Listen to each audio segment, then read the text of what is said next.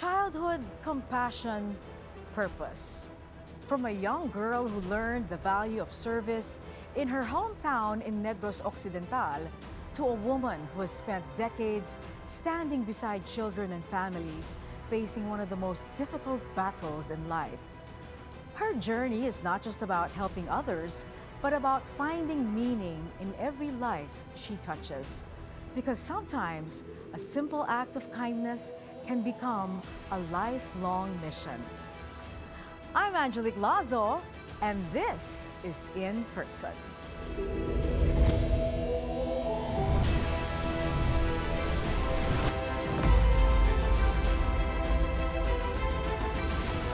Ito ang In Person. Our guest tonight is someone who has dedicated almost half of her life to serving children and families who need hope, comfort, and support. A volunteer of Child House, the Center for Health Improvement and Life Development, she has been part of the journey of countless patients and their families. From her childhood days of serving her community in Negros Occidental to her life in Manila, devoted to helping children with cancer and other serious illnesses. Her story is a reminder that true service does not always come with recognition. Sometimes it simply comes from the heart.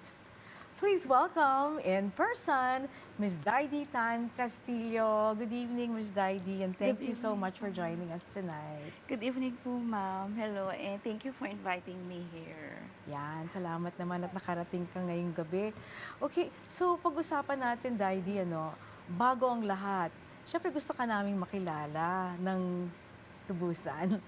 Lumaki ka sa Manapla, Negros Occidental. Opo, Okay. ma'am. Kamusta ang iyong kabataan? At ano yung karanasan mo na humubog sa iyo bilang isang tao? Bali po yung Manapla po kasi, ma'am, is the smallest town in Negros Occidental.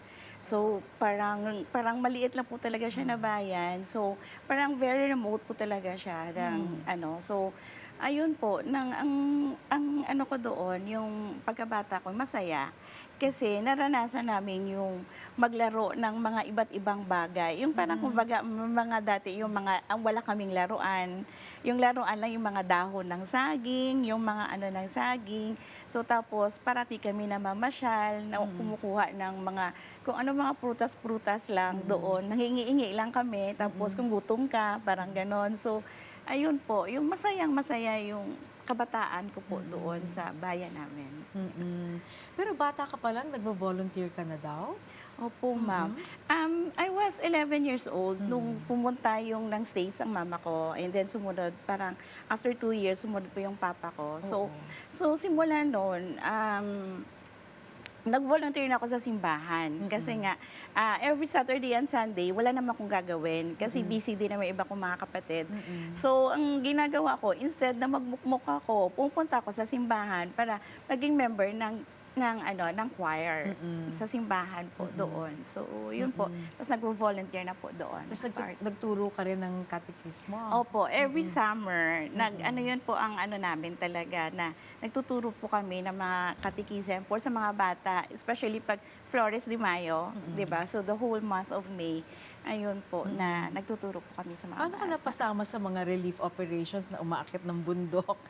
Hindi kasi, ma'am, kasi 'di ba, yung bayan nga po namin, may mga bundok po, may mga area po na mga bundok-bundukin. So, parang katulad yung may mga bagyo, kasi may bagyo kasi kung minsan.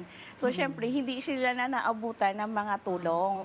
So, sa simbahan, yung mga donations po sa simbahan, kami din mismo, humingi kami ng mga donations ng mga old clothes, and then ako din, sa family namin, 10 kami magkakapatid eh. So, konti naman? Oo. So, yun ang ano namin. So, may mga old clothes yung mga kapatid ko na gano'n. So, binibigay namin sa simbahan, and then dinadala po yun doon sa mga bundok-bundok, especially pag may mga bagyo-bagyo po na kalamidad. Anong nagtulak sa'yo, do you remember, para maglingkod sa iba? Wala naman po, ma'am. So, parang siguro yung parang kasi, yung maliit pa kasi ako, parang naririnig ko, sinasabihan nila ako na parang ako daw sa family namin. Tatlo kasi kaming babae. So, tapos mga lalaki na. So, mga kapatid ko, mga gwapo at mga, tapos ang dalawa ko ng mga kapatid, mga ganda. Ako lang daw yung pangit. Ano ba yun? So, instead na parang magmukmuk po ako, parang doon ako pumunta sa simbahan para at least yung parang may iniisip ako na mas makabuluhan ang buhay ko. Doon ako sa simbahan, the whole day ako doon minsan. After lunch, doon ako, then gabi na ako umuwi ng bahay. So, pang-walo ka pala Opo, sa pangwalo po, magkakapatid. sa magkakapatid. Ng Amerika ang parents mo, di ba? Opo. Pati mga kapatid mo may nag-Amerika rin. Opo, meron po yung dalawa doon na doon sa Amerika. Paano nakaapekto ang sitwasyon mo noon sa iyong personalidad at ang iyong pananaw sa buhay? I think siguro, ma'am, lucky kami kasi sa mama namin. Parati kami talaga sinasabihan ng mama namin na bata pa kami talaga, parati kami binubugbog talagang sabi ni mama sa amin na wag kayo talaga manglait ng tao o mangapi ng tao. Kasi nga, yung buhay natin kasi is parang gulong lang. Oo. Sa ngayon, kung masasabi natin na may kaya-kaya natin kumain sa 3 araw, pero kasi there is a time talaga na yung sa mga baba na, na inaapi-api ninyo, may chance niya sila pag umasenso sila. So kasi kung anong ginagawa mo sa kapwa mo, yun din ang balik sa'yo. Yung lagi talaga sinasabi ng mama namin sa amin. Kaya, Solid ang mga payo niya sa inyo. At talagang Opo. tumatak talaga sa isip at sa puso mo. Kasi kahit hanggang ngayon naman, na wag lang kayo talaga mangapi ng tao. Kasi lagi ninyo tatandaan, kung ano ginagawa ninyo sa kapwa ninyo, yun din ang babalik sa inyo. Ayun, Yan ang okay. So from Negros Occidental, you eventually made it to Manila. Manila. Oo. Paano ka naman napunta rito?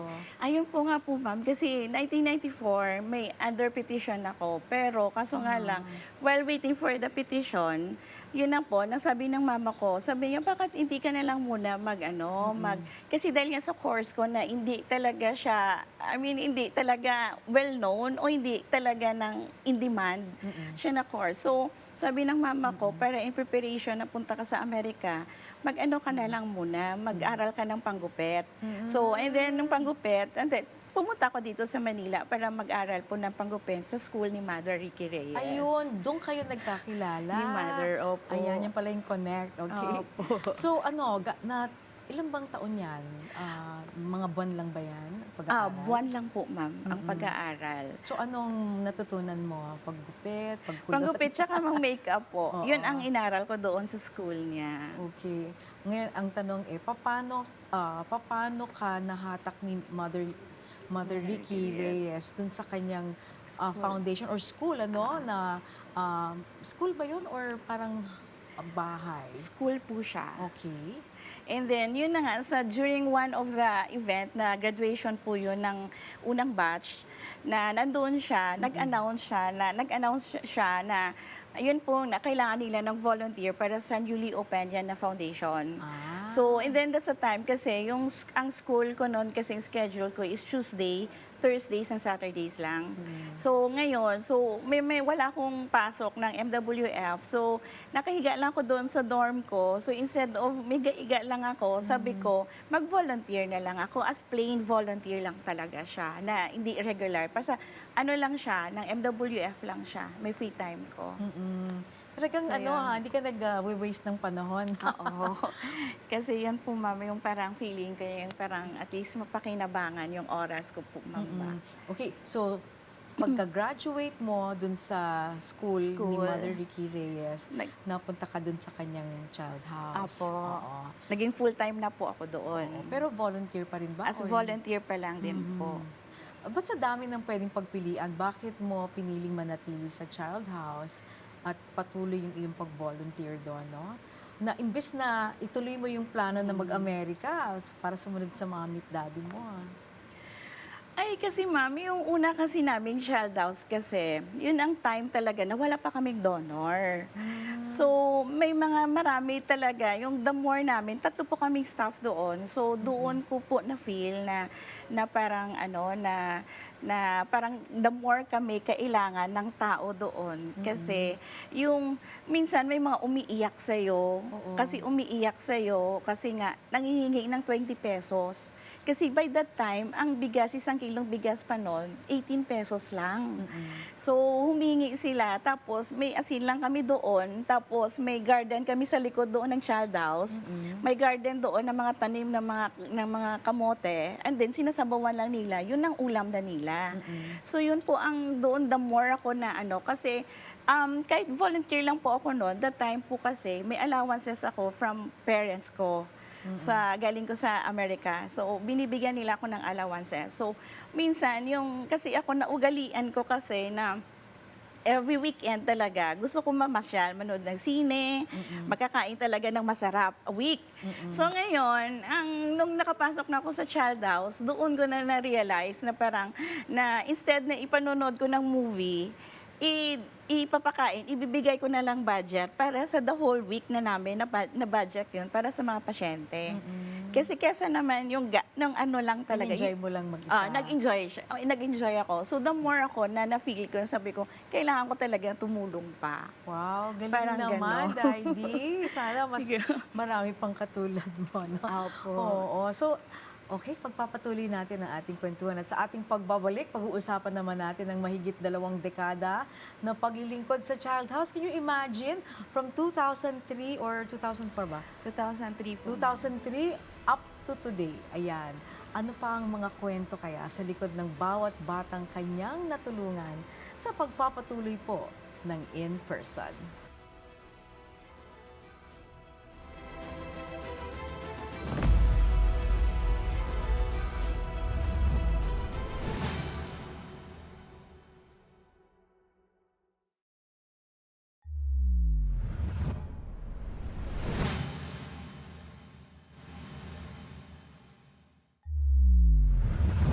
Nagbabalik ang in-person at kasama natin ngayong gabi si Ms. Daidy Tan Castillo. Okay, so Daidy, kwento mo sa akin dahil sabi nga 2003 oo ka nagsimula na maging volunteer sa Child House. Pakibahagi mo sa amin kung ano yung itsura ng Child House noon, ano? Bukod dun sa sinasabi mo mga ano ba yan, talbos ng kamote na, yung mga unang taon, ano, at paano ka nakibahagi sa pagbuo ng komunidad? Yun na nga po, yung masakit po talaga, mahirap po talaga yun sa umpisa kasi wala struggle. kaming, struggle talaga siya kasi wala kaming donor pa that time. So, and then, ang mga pasyente din natin po ma'am, wala din sila mga pera-pera kasi sila po yung mga tagagaling probinsya na wala pong matitirhan dito sa Manila. So, yun, ang kaya lang namin talaga, yung binibigay po namin. Meron pang time talaga kami, kung minsan kami ng mga staff. Minsan yung mga sobra namin, yung maliliit na mga sabon, yung tinatagpi-tagpi namin, tapos yung binibigay namin sa kanila para pang sabon lang, pang ligo nila. So, yun po, yung pambili lang. Tapos yun na nga, kami din mismo magbibigay po ng parang budget namin para kami na mga staff, ang personal nagbibigay ng budget para sa pangkain nila. Bigas, tapos hati-hati na lang. Po, yun po ang nagtulong-tulungan po kami. So this is a house kung saan nakatira yung mga pasyente? Pasyente po. Pati pamilya nila Opo. or guardian nila? Opo. Na bata or Opo. kahit anong edad? Kahit wala po siyang age limit, pero as long as na hindi po siya nakakahawang sakit. So, and then, kailangan lang po ma'am siya ng referral by the doctor and the social worker ng hospital. Kasi since hindi naman po natin sila kilala, so sila galing sa mga probinsya. Kasi the last time kasi, tumatanggap kami ng mga walk-ins. Kaso nga lang, napasukan po kami ng magnanakaw. Aray ko. Nagpretend siya na pasyente siya. Tapos yun pala, nanghiram siya ng mga cellphone ng pasyente. Ay. Tapos yun na nga, tapos aalis siya. Simula noon, nag-strict na kami na kailangan may referral na ng doktor tsaka ng social worker ng hospital po. Okay, so ano yung mga karaniwang ginagawa mo bilang volunteer sa Child House? Yun na nga po yung ang main role ko talaga is yung ako po yung yung sa coordinating kung ano mga kailangan ng mga pasyente ngayon. So yun doon ako naghanap ng mga donors nila kung saan din sila makahingi pa din ng donations o di kaya ako po yung mag-coordinate po sa mga donor na kung ito po ma'am may kailangan po na pasyente, baka gusto nyo po magbigay ng tulong. So yun po ang trabaho ko. Pero sa mga daily routines po, wala, yung parang kumbaga, yun na kinakausap, counseling. Depende po ma'am kasi minsan pag may problematic po na patient, na parents, kailangan ko na sila i-counseling din. Yun ang counseling. And then, kailangan din kausapin ang mga patients kung kamusta sila. Po, yun po. And then, and most especially din, kung minsan, as much as possible, kung may budget ako minsan sa pagkain namin, yun, sabay-sabay kami kakain ng mga patients po. Na mga teenagers, mga bata na kayo po. Sabay-sabay kami nagla-lunch. And then, kwentuhan, kasi doon mo malalaman sila kung ano yung mga nararamdaman po nila eh. Kasi meron din yung iba kasi ng mga parents po ma'am na minsan in denial pa. Tapos kumbaga parang meron na pala yung pasyente nila ng parang tinaningan na or parang ginawa na sila ng palliative and then wala pang ang parents na parang acceptance. So parang ang ginagawa na namin po ma'am, yung kinakausap na namin minsan mga bata para at least alam namin po ma'am ang mga status nila and then kung minsan ano yung mga wishes nila. Kasi yun po ang ano namin, yung make sure talaga namin, yung mga bibigay namin, yung mga wishes nila. Mga ilan ba ang patient residents ninyo? Depende po ma'am. Nasa regular po kasi namin ngayon, nasa 38, 42 hanggang 50 to 60 po ang patients namin. Depende po ma'am kasi may time kasi na kung minsan dumadaming pasyente namin pag during mga ano na po siya, October to December. Kasi yun ang time na sabi namin, bakit kayo nagsusulputan pag ganitong panahon? Kasi sabi nila, yun din yung time na parang may mga pension, may mga ano sila, may mga bonuses daw na merong extra na pangpamasahe nila papunta dito. Okay, so nung unang taon sa Child House, talagang purely volunteer ka lang, ano? And then, wala pang fixed allowance, no? Wala po. Pero after 3 months po, ma'am, binabigyan po ako ng allowance na po. Anong nagpanatili sa'yo dito, sa kabila ng mga hamon sa'yo? So yun po ma'am, nakita ko po ma'am na parang the more ako kailangan ng mga tao kasi nga, yun na nga po yung pangangailangan nila, yung parang ma-extend yung help ko, yung parang magawa ko, wala man akong pera, pero yung pagserbisyo ko sa kanila na parang mag-coordinate lang kung saan. So doon ako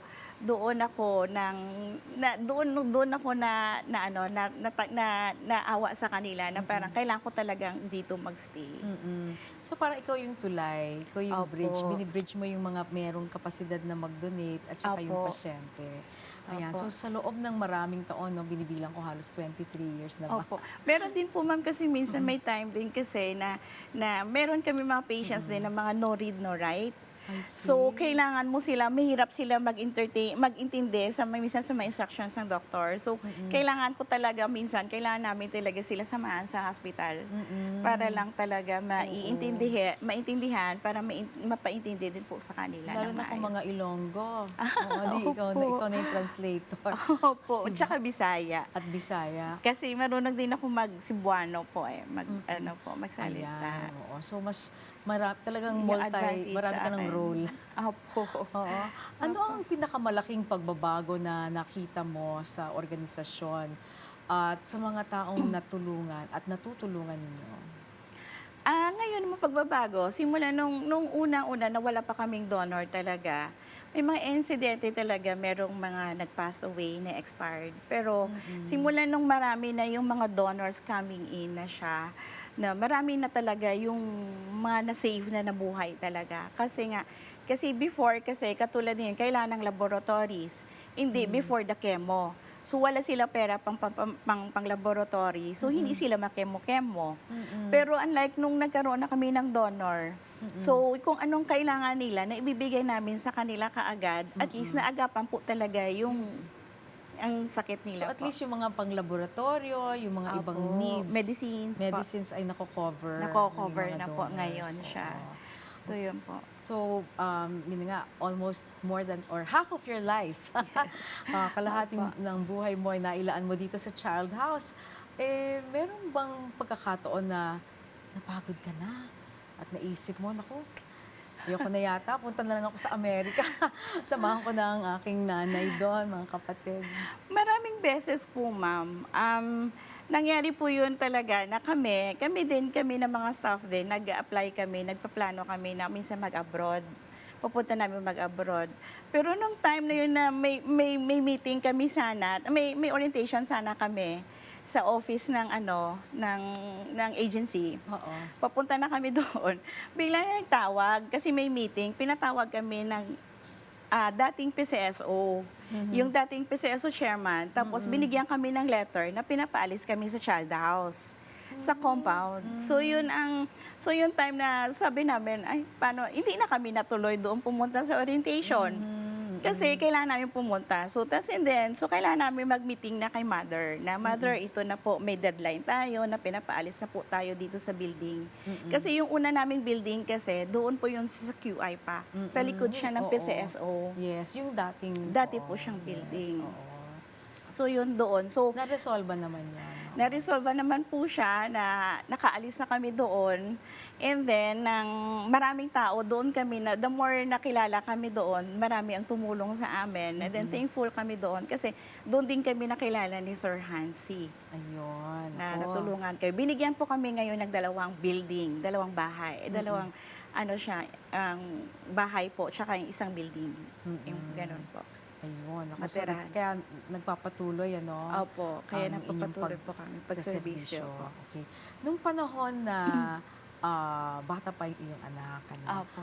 naging bahagi rin pala siya ng pakikisalamuha sa mga pasyente. Tama ba yun? Opo. Paano nakatulong yung environment na yun na may sakit, pero syempre, iba-iba yung kanilang ugali, ano? Yung iba hopeful, yung iba sad. Paano nakatulong ito sa kanyang pag-unawa tungkol sa buhay? Yun na nga po, ma'am, kasi yung parati kong sinasabi lang din sa kanya, na sabi ko, basta kung ano po yung ginagawa mo sa kapwa mo, kung pwede, mag-give back ka din sa kasi kahit paano, bless ka. Kasi nung time din po pala, ma'am, nahihirapan ako noon sa kanya sa pagbubuntis. So, kasi nga, di ba, nang exposed ako, buntis ako noon, 12 midnight, nasa PGH pa ako noon, nag-a-assist ng patient. So, parang nagkaroon ako ng 6 months ko siyang pinanganak, parang nagkaroon ako ng infections. So, the more siya tinitreat ang infections ko, the more siya lumalala. So, ngayon, parang ilang buwan, mga almost 3 weeks to 1 month akong pina-antibiotic ng OB ko. And then, so, in-expect na ko, sinabihan na rin ako na baka mamaya, mag-expect ka na lang din na baka naapektuhan na yung anak mo. Naku, nung pinanganak ko siya, ma'am, naku, inuna ko talaga tingin yung kamay niya. So, Kompleto. sabi ko, kung hindi man, kasi Walang di ba, mga pag kung special, di ba, parang flat, inuna ko talaga kamay niya. Sabi ko, thank you, Lord, hindi siya, normal siya. So, kaya sabi ko, parati ko din sa kanya pinapaintindi na magiging to give back din. Kaya every birthday niya, doon siya nagsa-celebrate din sa child house. Ng birthday Ilang taon na niya. siya ngayon? 18 years old na po siya. Ayun. So, sanay siya sa ganung klaseng environment. Opo, nasanay na rin siya. Tapos naging friend niya rin yung ibang pasyente na rin ngayon. Dati na malalaki na rin ngayon, na friends niya na rin, na friends niya. Ayun. Ang ganda, ano? It's also a gift, di ba? Opo. Na na-expose siya sa ganyang klaseng environment dahil naunawaan niya kung ano rin yung kalagayan ng ibang bata, kung blessed din siya, Opo. at kung paano rin siya maaaring makatulong. Ano? So, Opo. maganda rin ito. Alright, at sa ating pagbabalik, pag-uusapan naman po natin ang mga pinakamahirap at pinakamahulugang kwento sa loob ng Child House sa pagpapatuloy po ng In Person.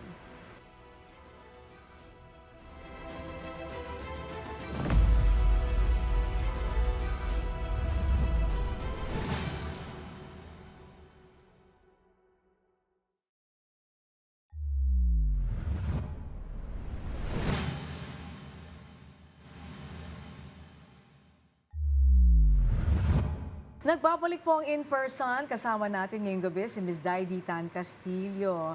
Alright, so binibilang nga natin ng taon, ano? So mahigit 2 dekada ka na sa Child House.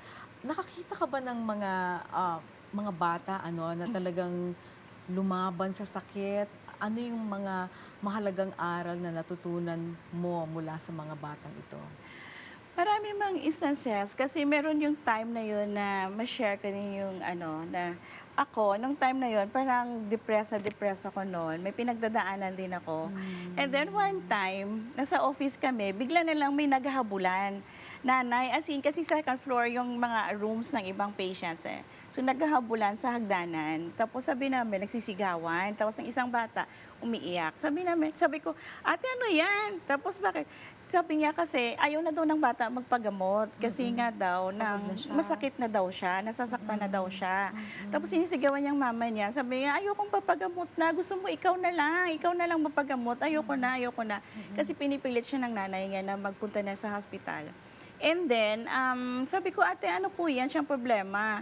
Tapos sabi niya, ma'am, ayaw niya. Tapos sabi ng bata, ma'am, ayaw ko. Pagod na talaga ako sa katutusok. Kasi nga, kung minsan, especially yung mga BMA, yung mga leukemia patients, meron time talaga sa monthly talaga yun sila na bini-BMA, bone marrow na aspiration ba yun? Yung parang ganun, BMA tawag nila.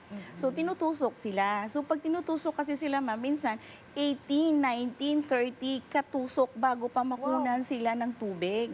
Para yun ang miss yung vein? Or yes po, hindi ma'am. na- So, kasi- parang yun ang nangyayari. Kaya doon sila yung parang pain. Tapos yung after that, kasi syempre yung effect din ng chemo drugs nila, so umiinit. So, nung time na yun, nasabi niya, gusto ko na lang, ang bata, gusto ko na lang mamatay.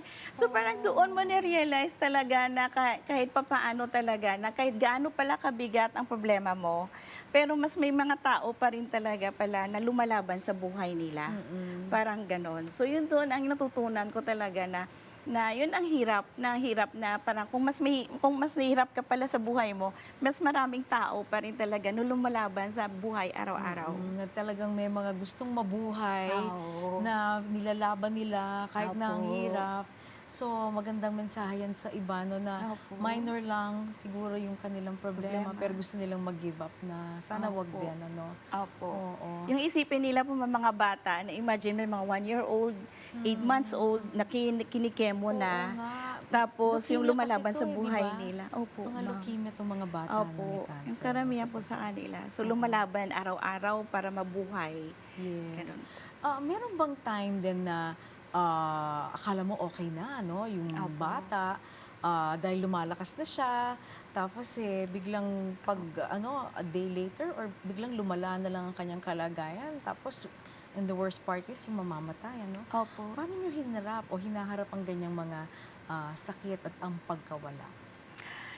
Meron po, ma'am. Yung meron talaga nangyayari na ngayon, may mga pasyente kami before na naglalaro the whole afternoon. And then, pagka after mga 6 p.m., magbe-message ang nanay na sinasabi na kailangan idali na sa ER ang bata. And then, kinaumagahan early in the morning, the kid passed away. So, doon mo talaga yun, nalungkot ka. So, pag kumbaga, parang hindi kami prepared, doon parang masakit talaga sa amin. Iniiyakan talaga namin yon. Pero yung mga alam namin na parang lumalaban na talaga, tapos hirap na hirap pa rin talaga.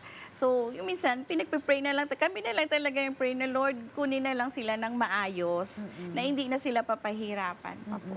Paano yung personal relationship mo sa mga pasyente? Kasi di ba, merong iba na hindi masyadong nagiging attached because alam nga nila na pwedeng magpaalam anytime, ano? Apo. Ikaw, how do you handle that? Kasi ako, personally, medyo mababaw ang luha ko, tsaka pusong mamon ako eh. So, Opo. mabilis ako Maiyak. Oo, maiyak. Paano ka na kaya? Ano po yun, ma'am? Dinadala lang namin po, ma'am, minsan sa tawa-tawa. Kasi sa amin, sa Child House, may policy kami talaga po, ma'am, na bawal po sa amin na kasi mangot o malungkot. Kasi pag nakita namin na parang malungkot ka or nakasimangot ka, nang pinapalinis namin yun ng CR.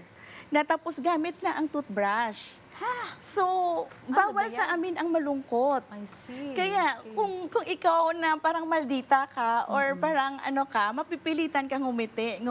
Kasi nga, or else, maglilinis ka ng CR gamit yung CR toothbrush Ang for hirap. 30 minutes. Ay, nako. So, kaya yung sa family namin, sa Chalda's family, masaya po kami, ma'am. Parati kami nagbibiruan, ganun Yes, po. oo. You always have to look at the parang happy side Happy of life. side, oo. Okay. Kasi, which is na, yun din ang feeling namin na katulong, malaking tulong din sa kanila kasi na na parang ma-enhance po yung ano nila po, ma'am, ang body system nila Oo. yung kasi yung Yung endorphins, nakakatulong din siguro sa Maging pagpapagaling masaya yun, po. di ba?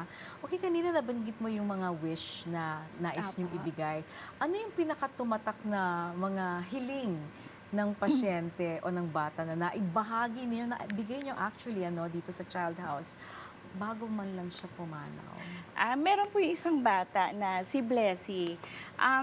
Parang nasa ICU na po siya, ma'am. And then yearly, si Ma'am Karil, ni Ma'am Karil Tatlong Hari, Yuzon ngayon, meron siya, yearly, nagpapawish po yan siya. Kung anong wish talaga ng bata, igagrant niya. Talaga? So ngayon, ang nanay pumunta kasi nasa ICU ng bata, tinanong namin kung anong wish ng bata.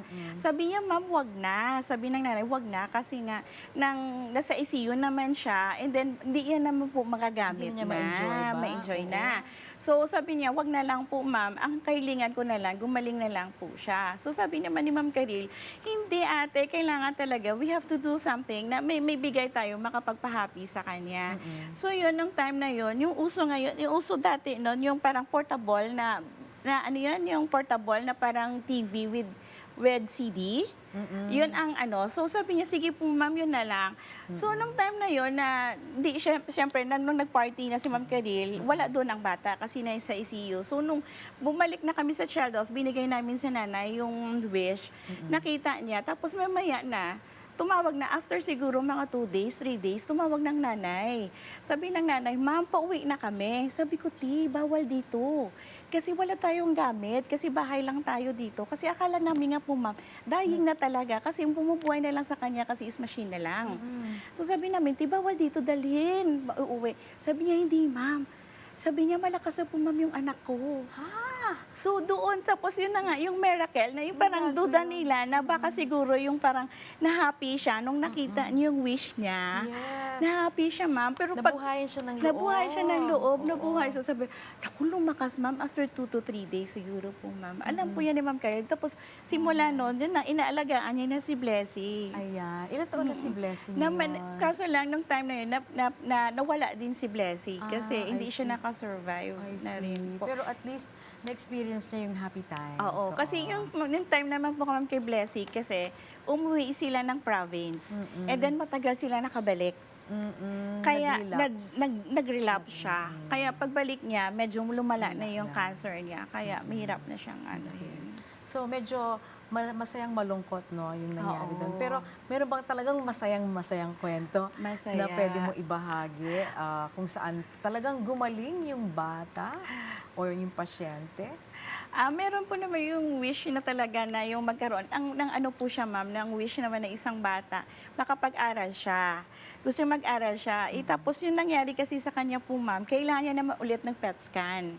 Yung PET scan that time, St. Luke's lang ang meron that time. And it cost 115,000. Wow! And then, nabigyan kami ng PCSO noon dati, nag-guarantee letter ng 100,000. Pero kaso lang, kailangan pa rin ng 15,000. And then, at that time, wala po kaming donor pa. So, yun ang time na yon na kailangan, mahirapan kami i-raise up. So, hindi siya na kemo-kemo.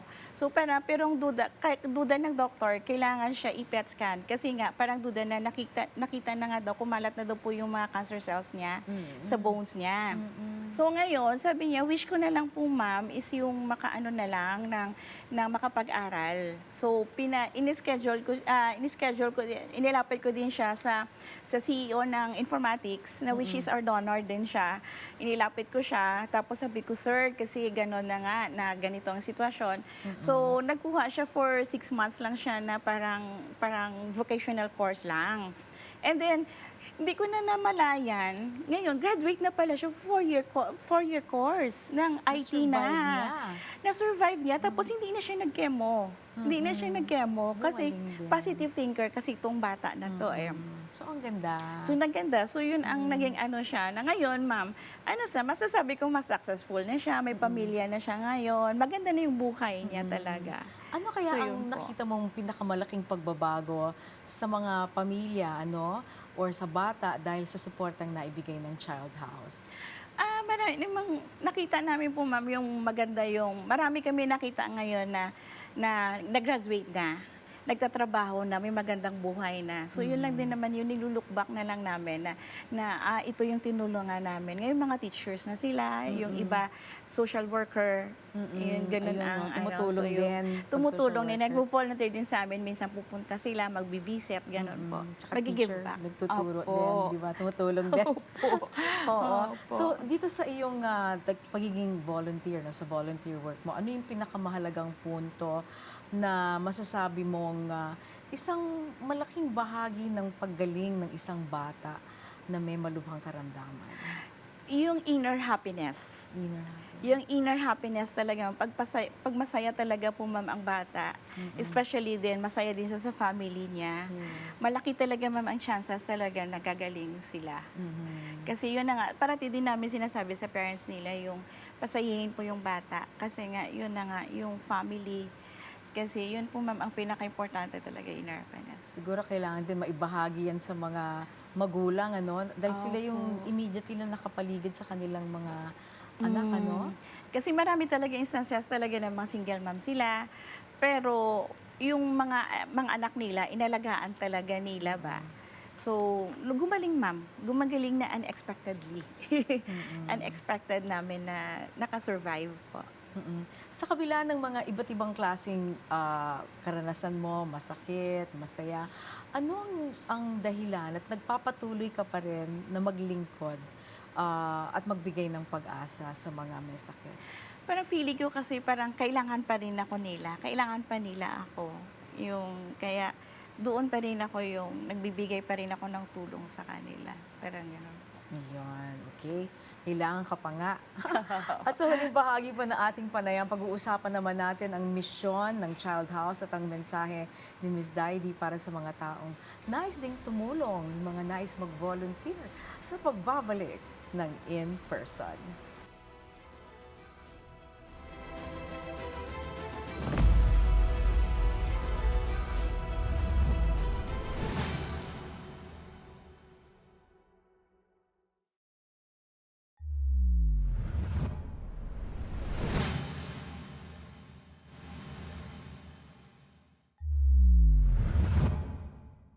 Nagbabalik po ang In Person sa huling bahagi ng ating panayam ngayong gabi at kasama pa rin natin si Ms. Daidi Tan Castillo.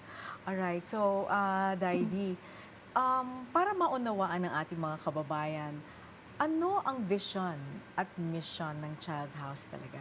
At ano ang papel din ng mga volunteer para maipatupad ang mga ito? Yung vision namin is yung marami pa kami matutulungan ng mga nangailangan sa Child House. Yung temporary shelter siya. And then marami kami matulungan. And then at the same time, yung mabigyan po ng magandang buhay ang mga nakaka-survive na siya nakauwi na ng probinsya, and then maging successful sila someday sa tapahakin nilang direction po. Suporta talaga ang Child House, di Opo, ba? Sa mga suporta talaga. transients, ibig sabihin, Transient po. wala silang kamag-anak, na Wala pwedeng po. tirhan. Meron silang mga So, kamag-anak. hirap din yung kamag-anak Pero nila. ang sinasabi ng mga social worker is hindi conducive ang place para Oo, sa kanila. I So see. that's why nire-refer nila sa Child House po. Tapos doon, mas yung environment for healing is Opo. mas And then kasi conducive. nandun din po yung ang support system po, ma'am, sa center eh. Kasi nandun pareha silang same sila cases, and then sila din magtulong-tulungan kung saan sila pwede lumapit, saan sila pwede din makapunta, ganun po. Maraming nagsasabi na mahirap iwan ng isang lugar na naging parang pamilya na, no? Opo. O, kasi mga ilang buwan ba or may tumatagal ba ng taon diyan? May taon po, ma'am. Kasi yung bata kasi po, ma'am, pag bata na may cancer, na cancer po, ma'am, 36 months ang chemo cycle nila. Wow. So, That's matagal 3 talaga. years, So, no? 3 years. Kasi, pag bagong diagnose kasi po, ma'am, everyday ang chemo nila yan. And then, papunta na sa weeks, every week, tapos every twice a week, every twice a month, hanggang once a month, parang ganun po, ma'am, ang Nababawasan schedule nila. habang tumatagal. Opo, Oo. habang tumatagal. And then, after ng 36 months of chemo cycle po, ma'am, may 5 years pa sila talaga na monitoring po yun siya. Na within, pag hindi bumalik yung cancer cell, ang cancer nila, within 5 years, cancer-free na sila. Oo. And then after Yun po. that, magandang bumalik sila para ma-check sila ulit. Opo, ma'am. Oo. Pabalik-balik sila. Kaya graduate, tapos na sila chemo, kailangan pa rin nila magmo-monitor po, check-up, mag-laboratory, ganun po. Ayun, okay. At dahil nag-mature ka na rin dito sa pagiging volunteer at tumutulong dito sa Child House, anong masasabi mo sa ating mga manonood, lalong-lalo na patungkol sa pagiging volunteer? Ayan. Opo. So yun ang masasabi ko lang po, ma'am, yung parang sana sa mga taong na sumusuporta namin sa Child House, sa mga donors namin, sana wag sila magsawang tumulong sa amin. Kasi nga, yun na nga lang din, yung marami po tayong nasisave na buhay dahil po sa mga tulong ng mga individual po.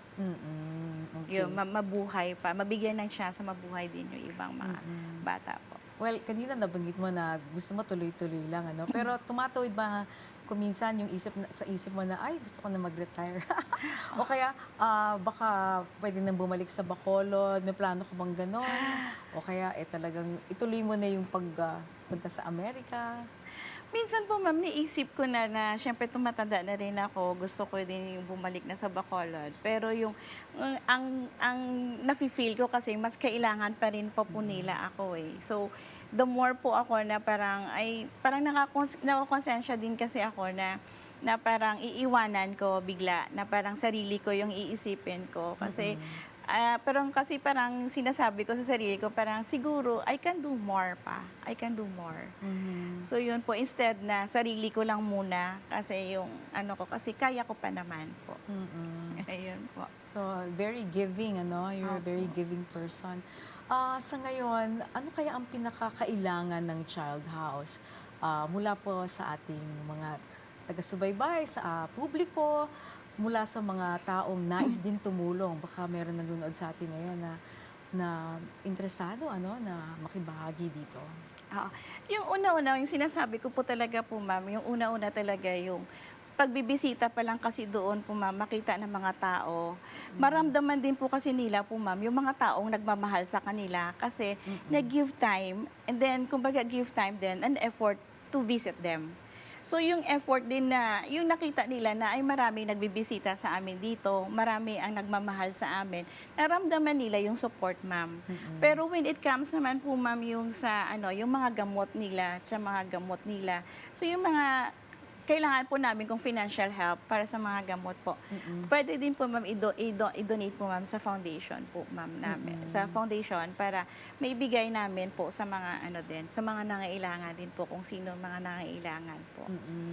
Ganun And po. kanina nabanggit mo si Karel, tumutulong. Meron bang mga iba pang mga personalidad na nagbibigay din ng tulong? Marami din po, ma'am. Sina Daniel Padilla kasi nang umpisa pa lang siya sa career niya po talaga.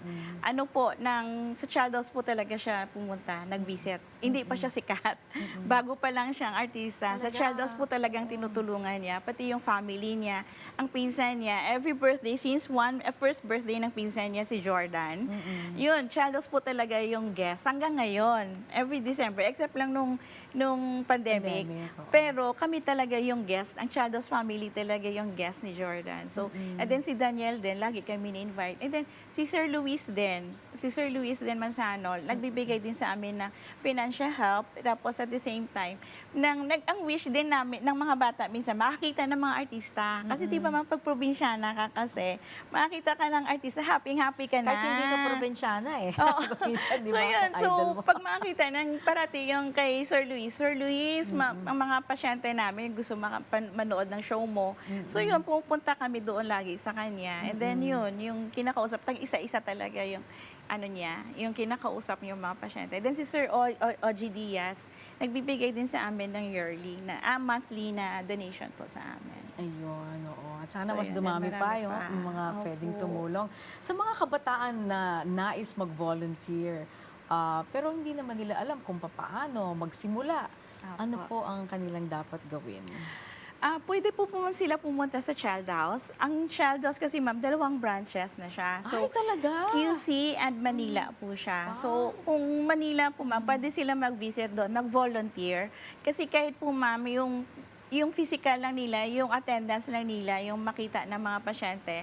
Kumbaga parang ikaw pag nabisita, may nagbisita sa'yo, parang feeling important ka eh. Oo naman. So parang masaya ka na parang feeling ko na, ba't nandito siya? Yung parang take time sa akin mag-visit. So, ibig sabihin, love ako. Yung parang yun ang hinahanap din ng iba kasi since malayo sila sa family nila eh. So yung moral ba, emotional support para sa mga pasyente is malaking tulong po talaga yun sa kanila. Nabuboost yung kanilang self-esteem, di ba? Opo. Oo, yung love for self. Yeah, Uy, opo. parang meron palang Opo. well, di ba, yung Opo. nakikita ko dito, nabuboost yung kanyang enthusiasm, Opo. ganyan. And then, meron din po, ma'am, time before na may mga artista. Remember ko talaga si Sam Milby, lumapit sa akin. Sabi niya, pwede ba akong magpa-picture sa kanila? And then, narinig nila, tawanan sila. So, imagine nyo, artista pa yun, nagpapa-picture sa inyo, ha? Oo nga, tama. No? Iba rin So, ang yun dating yun. nun. Oo. So, iba't hindi yun sa kanila na parang feeling nila talaga special. Kasi, di ba kasi sa Milby, yung ano siya eh, yung dinudumog eh. Dinudumog talaga. So, tapos ngayon, yung parang papapicture sa kanila, parang it's really an opportunity for them po. Nakaka-boost talaga yan. Oo At po. bilang panghuli, bilang isang tao na nag-alay na ng halos buong buhay para sa paglilingkod sa mga nangangailangan, ano ang pinakamalaking natutunan mo tungkol sa pagmamahal, sa pag-asa, at pagtulong sa kapwa? Ang natutunan ko po, ma'am, sa kanila, yung parang siguro yung to give more. Yung to give more, then magmahal ng unconditional love. Na which is yun din ang naramdaman ko kasi sa parents ko, yung parang unconditional love, yung parang love ng parents, and then love mo din po sa kanila. Kasi parang ako din tumatay yung nanay nila eh. So yun yung love talaga. Doon mo maramdaman yung parang isang family. Ayun po. Nako, maraming salamat ha, Ms. Daidi, Thank sa you oras na din po. binigay mo sa amin at sa pagbabahagi ng iyong kwento ng paglilingkod, yung pagsasakripisyo, walang kondisyon, unconditional no, na pagmamahal sa ating kapwa. Ayan. Muli, ating pong nakasama si Ms. Daidi Tan Castillo, isa sa mga volunteers ng Child House. Salamat po. Sometimes, the greatest impact we make is not measured by what we receive, but by the lives we choose to touch. Because one act of kindness can give hope, and one person's decision to serve can change many lives. At yan po ang tunay na mukha sa likod ng mga balita at mga isyong pinag-uusapan. Matapang na humarap at nagpakilala, ako po si Angelique Lazo at ito ang In Person. Thank you, Ms. Daidi.